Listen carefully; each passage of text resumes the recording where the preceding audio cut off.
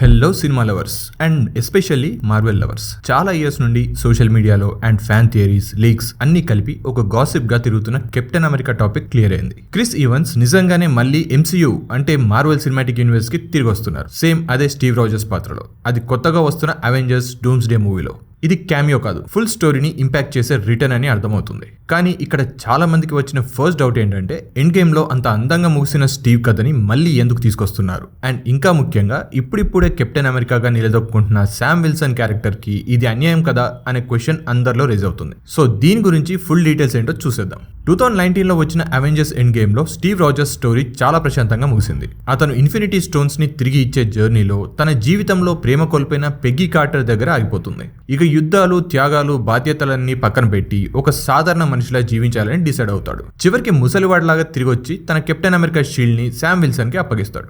అప్పటి వరకు ఫాల్కన్ గా ఉన్న శామ్ అక్కడి నుండే కెప్టెన్ అమెరికాగా మారతాడు. అప్పటి నుండి ఎంసీయూలో ఒక ఎరా ముగిసినట్టు అనిపిస్తుంది. అందుకే చాలా మంది స్టీవ్ రాజర్స్ స్టోరీ ఇక్కడతో పర్ఫెక్ట్ గా అయిపోయిందని అనుకున్నారు. ఆ తర్వాత 2021లో వచ్చిన the Falcon and the winter soldier series లో శామ్ విల్సన్ తన రెస్పాన్సిబిలిటీని అర్థం చేసుకుంటూ ప్రపంచం తనని ఎలా చూస్తుంది, తను ఆ కెప్టెన్ అమెరికా షీల్డ్ కి అర్హుడేనా అనే ఇంటర్నల్ కాన్ఫ్లిక్ట్ తో పోరాడతాడు. అండ్ ఆ జర్నీ చివరికి అతన్ని నిజమైన కెప్టెన్ అమెరికాగా కూడా నిలబెడుతుంది. తర్వాత 2025లో వచ్చిన captain America Brave new world లో కూడా శామ్ తన పొజిషన్ ని నిలబెట్టుకున్నాడు. అయితే క్రిస్ ఈవన్స్ తిరిగి వస్తున్నారు అనే న్యూస్ వినగానే ఇప్పుడే ఎస్టాబ్లిష్ అయిన శామ్ క్యారెక్టర్ ని మళ్ళీ వెనక్కి నెట్టేస్తారా అనే క్వశ్చన్స్ అందరిలో రేజ్ అవుతున్నాయి. అవెంజర్స్ డూమ్స్డే లో కెప్టెన్ అమెరికా ఉంటాడు, అతను శామ్ విల్సన్ మాత్రమే. కెప్టెన్ అమెరికా క్యారెక్టర్ ని యాంథనీ మ్యాకీనే కంటిన్యూ చేస్తారు. క్రిస్ ఈవన్స్ తిరిగి వస్తారు, కానీ కెప్టెన్ అమెరికా సూట్ ని ధరించారు. అంటే షీల్డ్, సూట్, ఆ అఫీషియల్ టైటిల్ అన్ని శామ్ దగ్గరే ఉంటాయి. స్టీవ్ రాజర్స్ మాత్రం వేరే ఐడెంటిటీతో కనిపిస్తాడు. మేబీ మనం ఎక్స్పెక్ట్ చేయని ఇంకో సూపర్ హీరోలాగా కూడా కనిపించవచ్చు. ఈ పాయింట్ చాలా లాజికల్ గా కూడా అనిపిస్తుంది. ఎందుకంటే డూమ్స్డే కి సంబంధించిన ఫస్ట్ టీజర్ లో మనం చూసేది ఏంటంటే స్టీవ్ రాజర్స్ తన పాత కెప్టెన్ అమెరికా యూనిఫామ్ ని చాలా జాగ్రత్తగా ఒక కేసులో పెట్టి మూసేస్తాడు. ఇది అతను తిరిగి ఆ క్యారెక్టర్ లోకి వస్తున్నట్టు కాదు, పూర్తిగా ఆ క్యారెక్టర్ నుంచి బయటకు వచ్చేశాడు అనే విజువల్ క్లూ. ఇదే విషయంని మరో జర్నలిస్ట్ జెఫ్ స్నైడర్ కూడా కన్ఫర్మ్ చేశారు. అతని ప్రకారం ఈసారి స్టీవ్ రాజర్స్ నోమాడ్ ఐడెంటిటీలో కనిపించే అవకాశం ఉంది. మార్వెల్ రిలీజ్ చేసిన కామిక్స్ లో 1970s లో అమెరికన్ గవర్నమెంట్ అతనికి వాల్యూ ఇవ్వకుండా చేయడం అండ్ గవర్నమెంట్ మీద నమ్మకం కోల్పోయిన స్టీవ్ కెప్టెన్ అమెరికా పేరు పక్కన పెట్టి నోమాడ్ గా మారతాడు. నోమాడ్ మీనింగ్ ఏంటంటే ఒక పర్సన్ అసలు ఏ కంట్రీ నుండి కాదు అని. ఈ నోమాడ్ కి dark blue suit and yellow uniform ఉంటుంది. ఇప్పుడు అదే కాన్సెప్ట్ ని ఎంసీయూలోకి తీసుకుంటున్నారు అని జెఫ్ స్నైడర్ అయితే చెప్తున్నారు. బట్ మార్వెల్ కన్ఫర్మ్ చేయలేదు. అండ్ టీజర్ లో కూడా స్టీవ్ రాజర్స్ రిటర్న్స్ అని చెప్పారు, కానీ కెప్టెన్ అమెరికా అని ఎక్కడ చెప్పలేదు.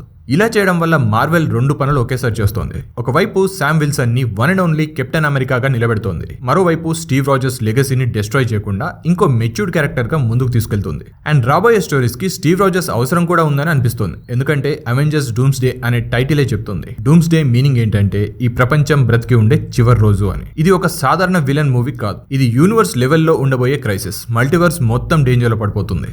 అండ్ ఇప్పుడు అసలు పెద్ద ప్రశ్న ఏంటంటే స్టీవ్ రాజర్స్ ఎందుకు తిరిగి రావాలి?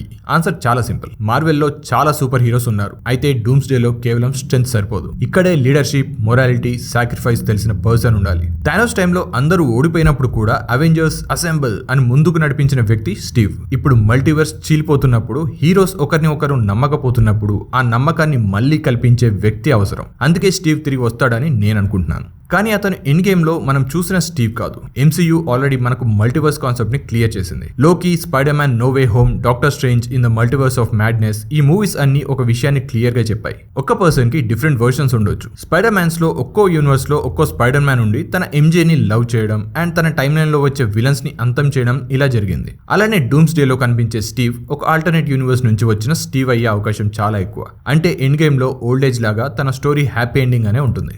అండ్ ఇక్కడే డాక్టర్ డూమ్ ఎంటర్ అవుతాడు. ఈ సినిమాలో డాక్టర్ డూమ్ క్యారెక్టర్ ని రాబర్ట్ డౌనీ జూనియర్ ప్లే చేస్తున్నాడు. అండ్ ఇన్ఫినిటీ వార్ లో రాబర్ట్ చేసిన ఐరన్ మ్యాన్ స్టోరీ ఎండ్ అయింది. అయితే ఇక్కడ డూమ్ కేవలం విలన్ కాదు, ఒక ఐడియాలజీ. మల్టీవర్స్ కొలాప్స్ వల్ల అతని వరల్డ్ నాశనం అయి ఉండొచ్చు. ఆ నాశనానికి కారణం ఒక ఇంకర్షన్ అంటే ఒక యూనివర్స్ లోకి ఇంకో యూనివర్స్ పర్సన్ వెళ్లడం వల్ల రెండు రియాలిటీస్ కలవడం. ఇక్కడ ఒక డేంజర్ థియరీ కూడా ఉంది. స్టీవ్ రాజర్స్ 616 టైమ్ లైన్ నుంచి ఒక వేరే టైంలో పెగ్గీ అనే అమ్మాయితో ఉండేవాడు. అండ్ డూమ్స్డే టీజర్ లో రాజర్స్ కి ఒక బేబీ కూడా ఉన్నట్టు చూపించారు. అంటే ఆ బిడ్డ రెండు యూనివర్సెస్ డిఎన్ఏ కలయిక. ఇది మల్టీవర్స్ స్టేబుల్ గా లేకపోవడానికి చాలా డేంజరస్. అండ్ ఇదే ఇంకర్షన్ కి కారణమై డూమ్ ప్రపంచం నాశనమై ఉండొచ్చు. అందుకే డూమ్ స్టీవ్ రాజర్స్ మీద పర్సనల్ గా అటాక్ చేస్తాడేమో మేబీ.